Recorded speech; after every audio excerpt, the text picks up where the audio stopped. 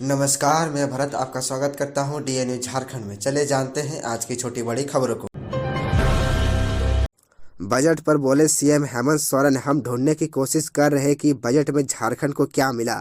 मुख्यमंत्री हेमंत सोरेन ने केंद्र बजट पर प्रतिक्रिया देते हुए कहा है कि वे एक आशावादी व्यक्ति हैं। कोरोना काल के बाद पेश किए गए इस बजट से उनके जैसे करोड़ों आदिवासी, दलित, पिछड़े, किसान, युवा, महिला और मजदूर उम्मीद में थे।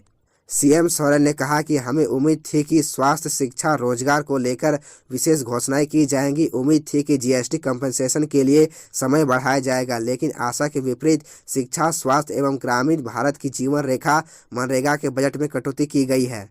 हेमंत सोरेन ने कहा कि नौकरी, रोजगार, महंगाई जैसे विषयों पर बजट की चुप्पी चिंताजनक है।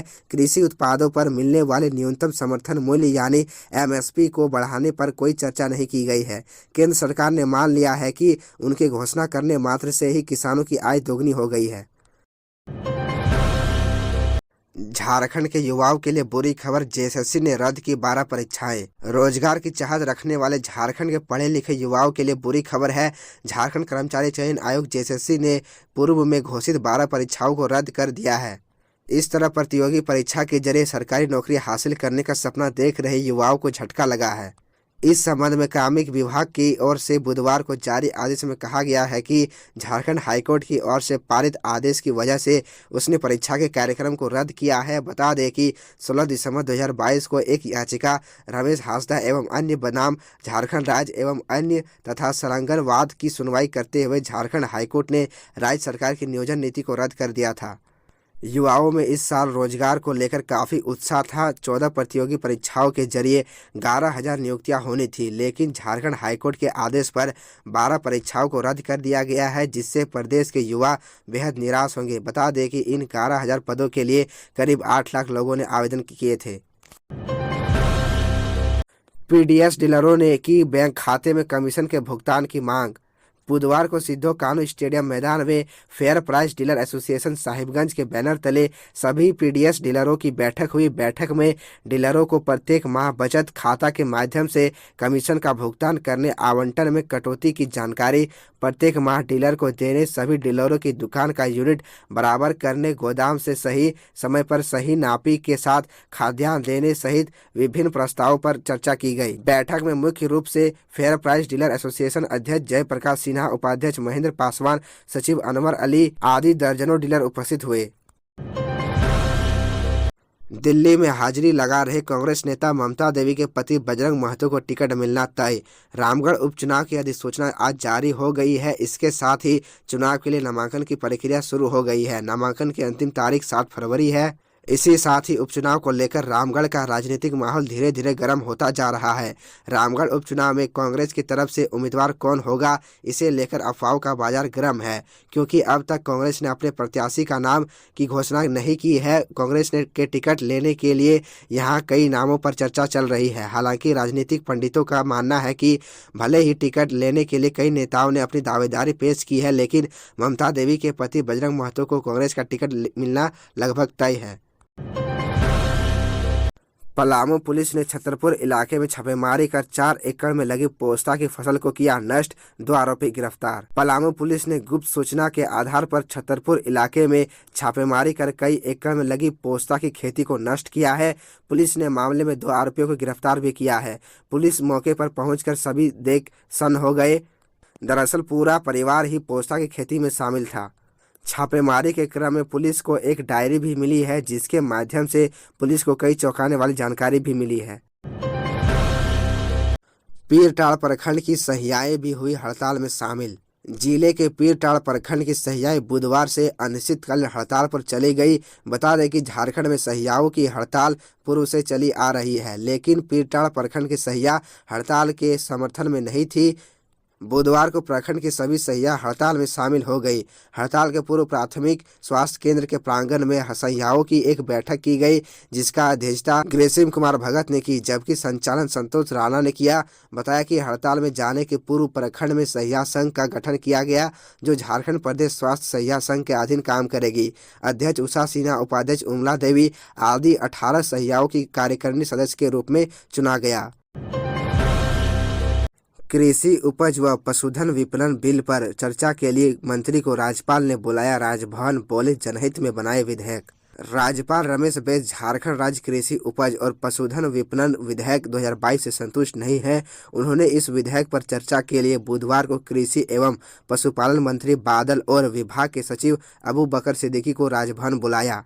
राज्यपाल ने दोनों के साथ विधेयक पर विस्तार से चर्चा की। राज्यपाल ने कहा कि ऐसे विधेयक बने जो जनहित में हो और लोगों की जेब पर अतिरिक्त भार ना पड़े। मंत्री व सचिव ने राज्यपाल को विभाग द्वारा किए जा रहे कार्यों से भी अवगत कराया। इस अवसर पर राज्यपाल के प्रधान सचिव डॉक्टर नितिन कुलकर्णी भी मौजूद थे। बता दें कि राज्यपाल ने इस विधेयक को राज्य सरकार को वापस लौटा दिया था। राज्यपाल ने विधेयक के हिंदी और अंग्रेजी प्रारूपों में विभिन्नता होने के आधार पर इसे वापस लौटाया था। आशीर्वाद टावर हादसे में मृतक के परिजनों को सरकार देगी 4 लाख रुपए मुआवजा। सीएम धनबाद के जोड़ा फाटक स्थित आशीर्वाद टावर हादसे पर मुख्यमंत्री हेमंत सोरेन ने गहरा दुख व्यक्त किया। सीएम ने ट्वीट कर कहा कि राज्य सरकार द्वारा मृतक के परिजनों को 4 लाख रुपए मुआवजा दी जाएगी। उन्होंने लिखा, धनबाद के आशीर्वाद अपार्टमेंट और विगत दिनों अन्य हादसों में मरने वाले लोगों के परिजनों को राज्य सरकार द्वारा 4 लाख रुपए की मुआवजा राशि देने का निर्देश दिया है। हादसे में घायल लोगों के समुचित इलाज एवं अन्य सुविधा उपलब्ध कराने हेतु भी जिला प्रशासन को निर्देश दिया गया है। वारंटी को पकड़ने गई पुलिस पर हमला, दरोगा एएसआई हुए चोटिल। राजधानी में अपराधियों का हौसला बुलंद है, इन्हें खाकी वर्दी यानी पुलिस का भी डर नहीं है। यही वजह है कि मंगलवार की रात जगन्नाथपुर थाना की पेट्रोलिंग टीम पर अपराधियों ने हमला कर दिया, जिससे दरोगा व एएसआई भी चोटिल हो गए। यह हमला भी तब हुआ जब एक वारंटी को पकड़ने के लिए पुलिस जगन्नाथपुर थाना क्षेत्र के कचनार टोली गई थी, जहां पेट्रोलिंग टीम पर ही अपराधियों ने हमला कर दिया। इस हमले में दरोगा संजय कुमार और एएसआई ललन कुमार को चोट आई, खून भी बहा। जानकारी के अनुसार घायल पदाधिकारियों का इलाज चल रहा है। वहीं आरोपियों की गिरफ्तारी को लेकर छापेमारी भी पुलिस की ओर से की जा रही है।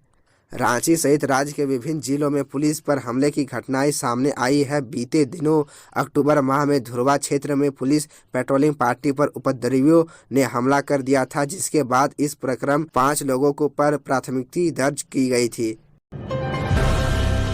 बजट 2023 पर झारखंड के व्यापारियों की क्या है प्रतिक्रिया। वित्त मंत्री निर्मला सीतारमण ने आज संसद में आम बजट पेश कर दिया है। बजट पेश का प्रसारण देखने सुनने की व्यवस्था चैम्बर भवन में की गई थी। काफी संख्या में व्यापारियों ने बजट पेश कार्यक्रम देखा। देखने के बाद व्यापार जगत में से जुड़े लोगों ने अपनी राय रखी है। चैम्बर के अध्यक्ष किशोर मंत्री ने कहा कि हर वर्ग को राहत देने वाला बजट है। बजट में इंफ्रास्ट्रक्चर, कृषि, हाउसिंग पर विशेष फोकस किया गया है। इन सभी सेक्टर में खर्च करने से यह तय है कि बाजार में नकदी की उपलब्धता रहेगी और इससे एमएसएमई सेक्टर को बढ़ावा मिलेगा। हमें खुशी है कि हमारे कई सुझावों को बजट में प्राथमिकता दी गई है। महामारी से प्रभावित एमएसएमई को राहत दिए जाने की घोषणा स्वागत योग्य है। इलेक्ट्रिक व्हीकल के मूल्य में कमी की बात कही गई है, जो आने वाले कल का भविष्य है। इंफ्रास्ट्रक्चर पर बढ़ा निवेश होने से युवाओं के लिए रोजगार और एक बड़ी आबादी को आय के नए अवसर उत्पन्न करेगा। एनसीसी कैडेटों को विशेष प्रशिक्षण शिविर शुरू, बीसी प्रमाण पत्र परीक्षा के लिए मिलेंगे टिप्स। राजधानी के खेलगांव स्थित मेगा स्पोर्ट कॉम्प्लेक्स होटवार में एनसीसी के बी और सी प्रमाण पत्र परीक्षा 2023 की तैयारी के लिए विशेष प्रशिक्षण शिविर की शुरुआत की गई है। यह शिविर आगामी 8 फरवरी 2023 तक चलेगा।